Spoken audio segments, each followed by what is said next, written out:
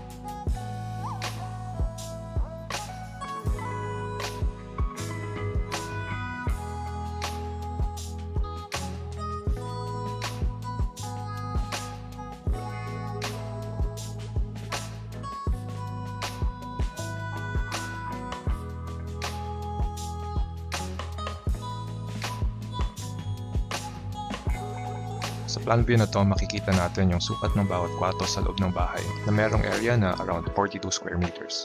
Kung isasama naman natin yung porch sa harapan at service area sa likod, ang total area ay around 50 square meters. Ngayon ay simulan natin ang pag-breakdown ng cost estimates. Paalala lang na ang presyo ng mga materyales ay pwedeng magbago depende kung nasaang probinsya kayo o kung saan nyo binili ang mga ito. Simulan natin sa pundasyon, columns o poste at mga beams. Makikita sa table na to ang quantity, unit price at amount. Para sa foundation, mga poste at beams, ang total amount ay almost 103,000 pesos. Para naman sa exterior at interior walls natin, gumamit ako ng CHB para sa lahat ng partition. Ang total amount ay 71,395 pesos. Ang susunod natin ay ang steel roof framing at roofing materials. Ang steel framing ay 35,422 pesos. At ang mismong roofing naman ay 36,139 pesos. Kasama na dyan ang insulation na polyethylene foam or PE foam para mabawasan kahit papano yung init na galing sa bubong. Sunod naman ay ang doors and windows. Meron tayong solid panel doors para sa harap at sa likod ng bahay. Meron tayong dalawang flush doors para sa dalawang kwarto at isang PVC door para sa bathroom. Sa windows naman, meron tayong sliding windows, isang maliit na awning window sa bathroom, at jalousie window para sa kitchen. Ang estimated amount ay 57,300 pesos.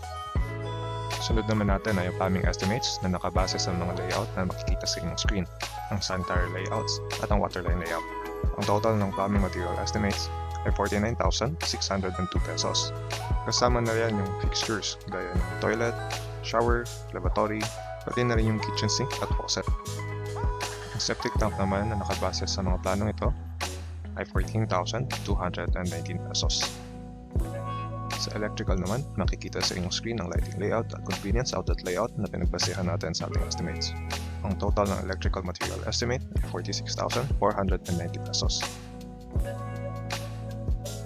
Ang susunod ay ang kitchen cabinet at vanity sa bathroom.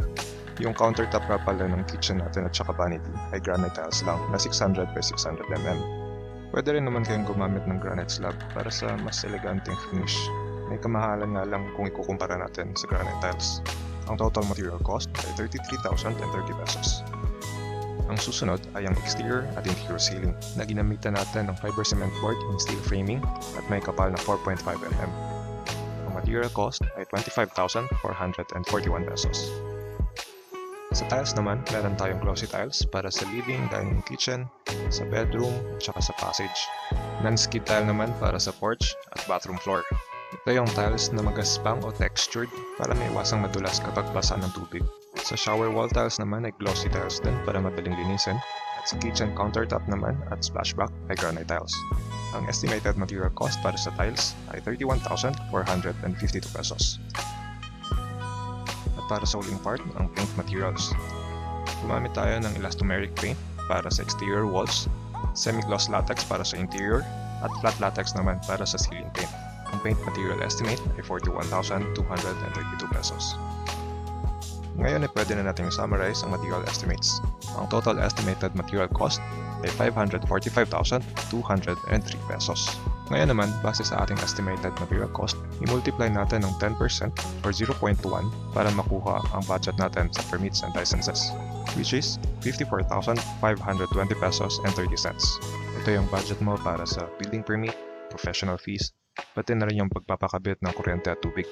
Sunod naman ay ang manpower cost na nagpa-vary between 30 to 40%.